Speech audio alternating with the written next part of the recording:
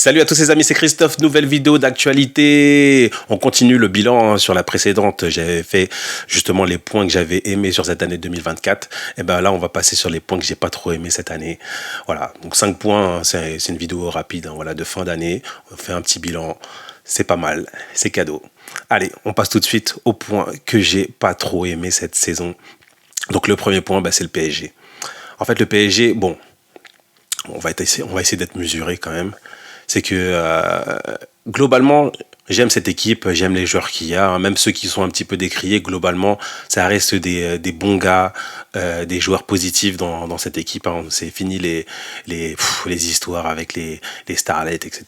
Là, vraiment, on a un PSG globalement cohérent, mais j'ai pas aimé justement ce qu'ils ont fait déjà au mercato, dans le sens où quand même on connaissait un petit peu les points faibles de cette équipe, hein, à savoir déjà un manque de doublure pour les latéraux, un manque de physique au milieu de terrain et un manque de finition clairement devant le but.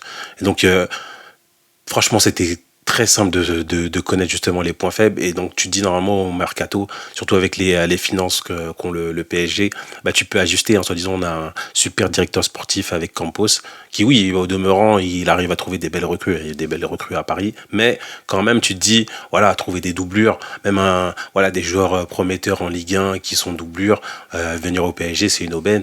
Tu te dis quand même on peut avoir ça. Maintenant au PSG, on a des joueurs qui sont même pas des postes qui sont même pas doublés. Alors que toutes les grandes équipes, c'est impossible. Des fois c'est doublé voire triplé. Mais non, Paris, non, on fait toujours des trucs différemment. Pareil, t'as des attaquants de Barcola. C'est des jeunes joueurs, des bons joueurs. Mais bon, tu sais qu'ils sont pas encore titulaires. Ils ont que une année dans les pattes, quoi. Et en plus même pas titulaire indiscutable. Donc tu te dis normalement tu peux pas miser une saison sur des joueurs comme ça, tu vois. Et après t'as un coach, voilà, qui te fait des docs, mais qui en même temps, voilà, qui est un petit peu buté sur ses principes. C'est bon, c'est bien d'avoir des principes parce que c'est quand même un bon coach. Hein. Franchement, en termes de jeu, Paris, ça reste quelque chose de cohérent. Mais pourquoi te buter à dire voilà, j'aime pas ce type de profil. T'as un neuf, bon ok, il s'est blessé en fin de saison, hein, personne de Ramos, mais t'es là, tu veux pas le mettre neuf. Là, tu vois qu'il commence à être remplaçant, tu sais pas pourquoi.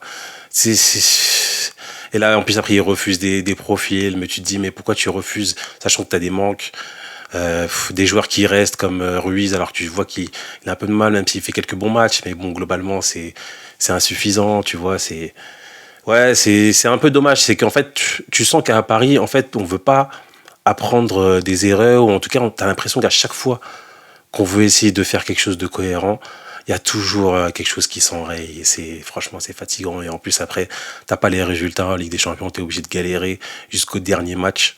Où là, en plus, tu vas affronter un City qui, comme je vous l'ai dit dans la vidéo précédente, voilà, qui met pas un pied devant l'autre, mais comme par hasard, il y a la trêve, ils vont revenir, ça se trouve plus fort et on va perdre. Donc, bref, c'est le PSG, voilà, ce club, c'est jamais un long fleuve tranquille, hein, voilà, on pourra jamais être parfait, quoi. Enfin, même si la perfection n'existe pas, mais il y a toujours quelque chose, Donc c'est un peu dommage. Donc le PSG, ouais, j'ai pas trop aimé cette saison. Ensuite, le deuxième point, bon, c'est Mbappé. C'est l'épisode Mbappé, voilà, encore et toujours.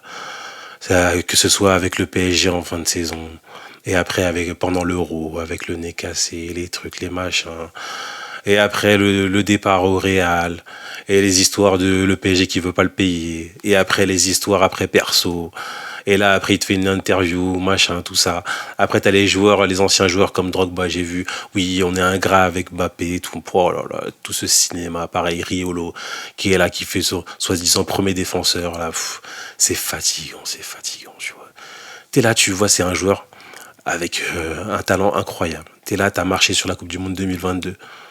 Tu te dis, mais normalement, voilà, ça va être dans la continuité. T'es parti au Real. Déjà, tu vas au Real alors que t'as un gars qui est bon à ton poste. Donc, en fait, s'il n'y a rien de ça, c'est n'importe quoi, en fait, c'est n'importe quoi.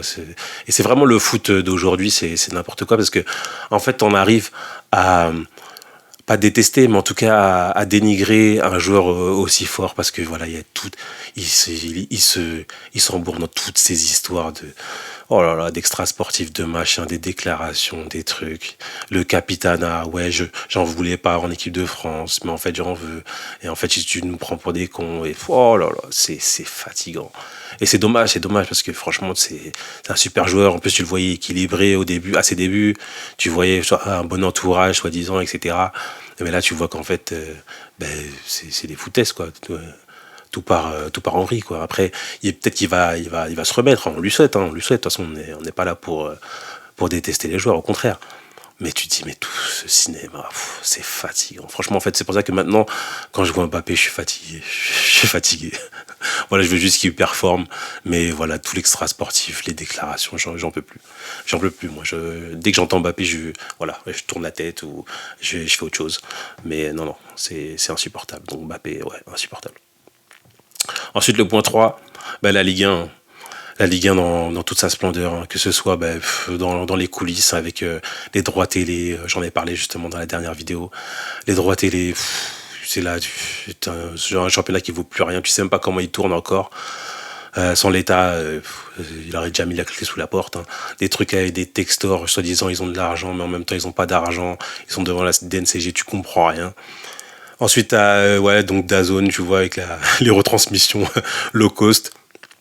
Tu comprends rien. En plus, après, un coup c'est sur Bein, un coup c'est sur DAZN, tu comprends rien. Après, t'as toutes les histoires d'arbitrage. Oh là là, l'arbitrage catastrophique qu'on a en Ligue 1. Tu comprends, d'un match sur l'autre, c'est jamais la même chose.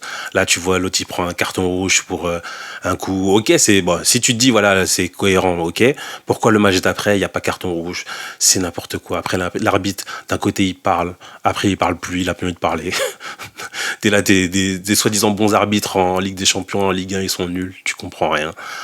Oh là là, non, c'est fatigant. C'est fatigant ce championnat. En plus après, tu vois, soi-disant on peut concurrencer le PSG, mais le PSG en finale, même en trottinant, il est devant. Non, la Ligue 1, franchement, c'est. Non, c'est dommage parce qu'il y a du potentiel, il y a du bon foot en France. Hein. Franchement, faut pas dénigrer. Il y a du bon potentiel, il y a des bons joueurs. Mais le problème, c'est qu'en fait, c'est la structure qui va pas. Il n'y a rien qui va. De la tête aux pieds, il n'y a rien qui va. Et c'est ça qui est dommage. Et c'est ce qui fait que bah, c'est en train de couler petit à petit. Voilà, c'est sous perfusion. Clairement, c'est sous perfusion, là, ce qui se passe. Mais ouais, non, la Ligue 1, franchement, cette année, c'est pas top. Le quatrième point, bon, c'est un petit rewind sur tout ce qui s'est passé. L'euro.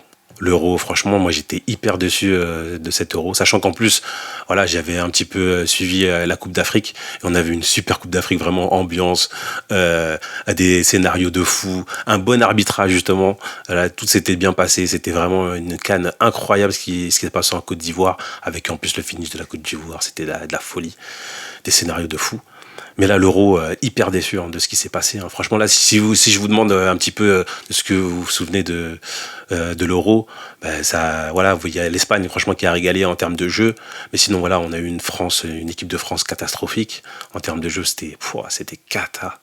Ah, t'arrivais même pas à marquer des buts. Hein. Oh là là, c'était catastrophique. Sinon, après, il y a eu quoi de top. Allez, il y a un petit peu la Géorgie de mémoire qui avait fait un petit peu sensation, tu vois, en passant un tour à l'équipe de Willy Sagnol et tout, c'était le feu. Mais sinon, globalement, voilà, l'Allemagne aussi qui a quand même performé avec le match Allemagne-Espagne. C'est vraiment le match qu'il faut retenir de cet euro. Sinon, l'Angleterre, catastrophique, voilà, à part le petit retourné de Bellingham sur la fin. Mais sinon, globalement, c'était une Angleterre hyper triste.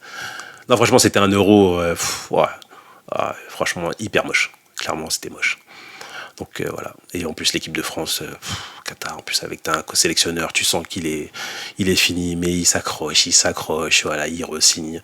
On le fait re-signer des contrats jusqu'en 2026. Non mais c'est n'importe quoi ce qui se passe en France, c'est n'importe quoi. Donc voilà, c'était le point 4. Et le dernier point, bon ça c'est pour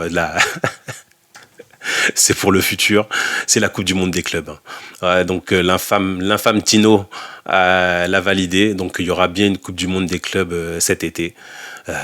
C'est encore des matchs, encore un tournoi. tu sais pas comment ils vont le faire, mais tu vois, les joueurs, ils sont déjà bouillis. En plus, tu vois, c'est toujours les gros clubs qui finissent là-bas. Hein. C'est pas, voilà, on prend pas des clubs au hasard, on prend forcément les gros clubs. En plus, après, on te dit que ça va être gratuit, retransmission gratuite. Je sais même pas comment ils vont faire ça, mais bon, bref. Mais tu vois, tu te dis, mais encore une compétition. En plus, l'été, sachant que les gars, ils ont fait une saison de malade, ils sont morts. Tu vois, il y a je sais pas combien de blessés à chaque fois dans chaque club. Il y a des joueurs, même, tu as oublié qu'ils existent, mais en fait, tu vois ils sont à l'infirmerie. Et voilà, on va te rajouter encore une compétition de l'infâme Tino. Non, c'est fatigant. Franchement, le foot business, là, c'est trop. Ça devient trop. Mais de toute façon, malheureusement, quand tu tires sur la corde un jour, bah, elle va péter. Hein. Elle va péter clairement parce que c'est vraiment trop ce qui se passe. Donc c'était un petit peu les points voilà, que j'ai pas aimé cette saison. Dites-moi en commentaire ce que vous avez aimé, ce que vous avez pas aimé. Et puis je vous dis bonne fête, hein, bonne fête à tous. Franchement, portez-vous bien, régalez-vous, hein, mangez bien. Bon, l'alcool avec modération, on est d'accord. Et puis je vous dis à la prochaine les amis et surtout à l'année prochaine. Allez, portez-vous bien.